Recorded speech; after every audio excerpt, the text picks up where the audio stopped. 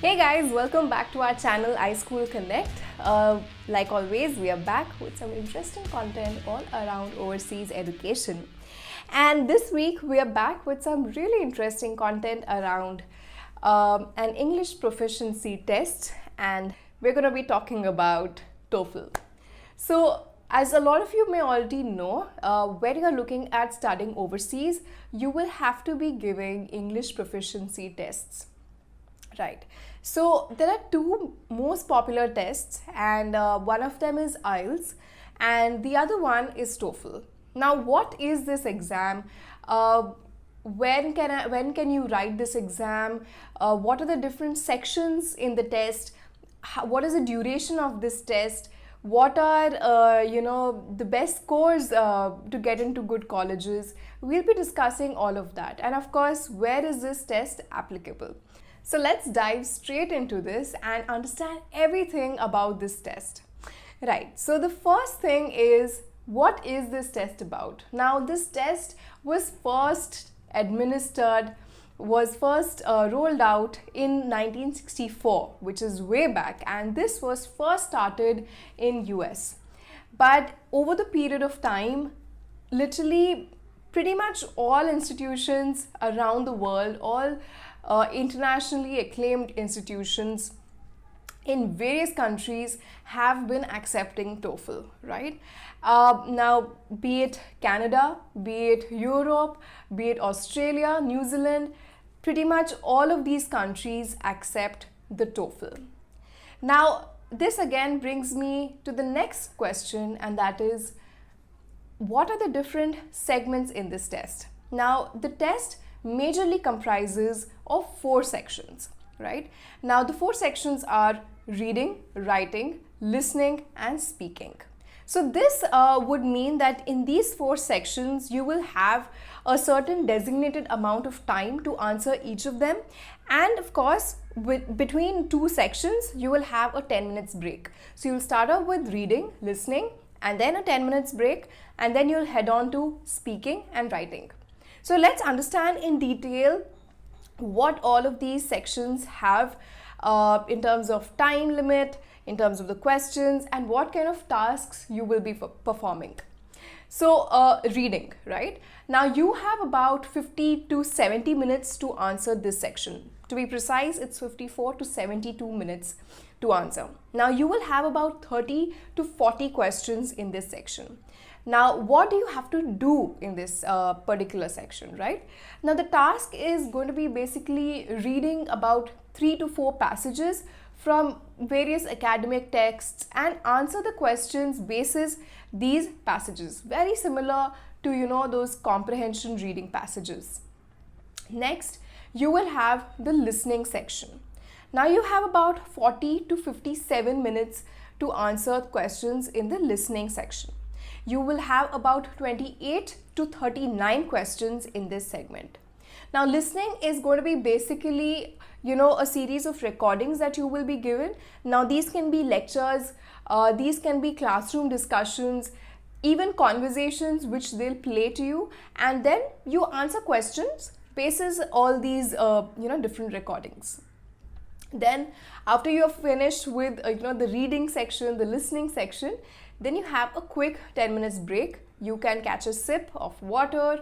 You can quickly grab a quick snack. I would suggest you maybe carry a energy bar with you or a Snickers, and just relax and feel the positivity, right? So just relax.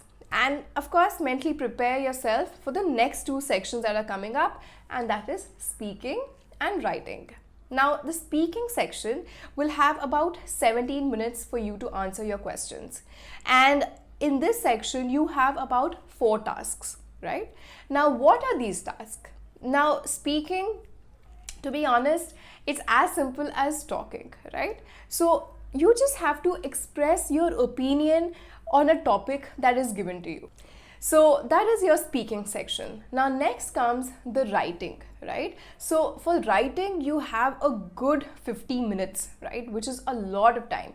Now in writing, you have 2 major tasks. Now in writing, you will be writing an essay. and this will be a response based to what you've listened or what you've read in the previous tasks, right? So in the listening section or in the reading section. So the test happens at least 50 times through the year, and there is of course the internet based tests and the paper based tests available. We would recommend the internet based tests. Of course, the only one thing is that you cannot take the test within a 3-day span of taking the test. So if I've taken the test today, I have to wait a good 3 days again to give the test, to give the retest. Okay. Now about the test scores, when do they come back to you? So it takes about 6 days for the test scores to come to you, and they will be available online. But if you're waiting for the hard copy to come, then this could take you about 11 days to reach you. Now apart from this, you will of course be paying for the test. Now the test in India costs about $180.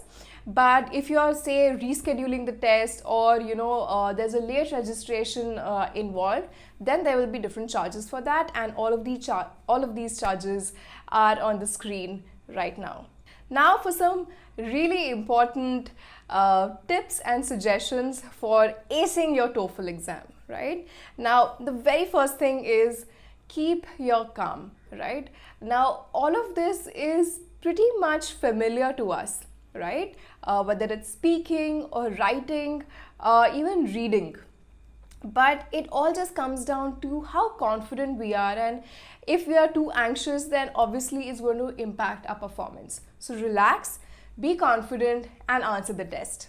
Now the second thing is practice. Practice, practice, practice. I cannot emphasize enough.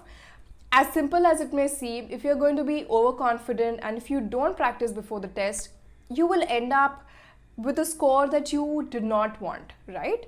And of course, the idea is to aim for the best possible score, and that can only happen if you schedule a few practice sessions, give a few mock tests, and see where you stand.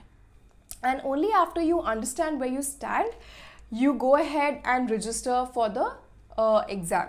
And like that, you have a decent amount of time to practice and push yourself to give the best possible result in your TOEFL exam. I think that's pretty much it in terms of tips. If you're looking at a more elaborate understanding of this, we do have a very interesting blog. So everything is written down to the T over there. Go check it out. It's in the description. And that's pretty much it, guys. Do let me know in the comment section what you think about this, if this has helped you, or if there are any other tips that you feel would help all the other students in the student community. And like always, please do like this video if you like it, and do subscribe to the video. We're really looking forward to building this student community. Until next time, this is Malvika signing off. I hope you have a great day ahead.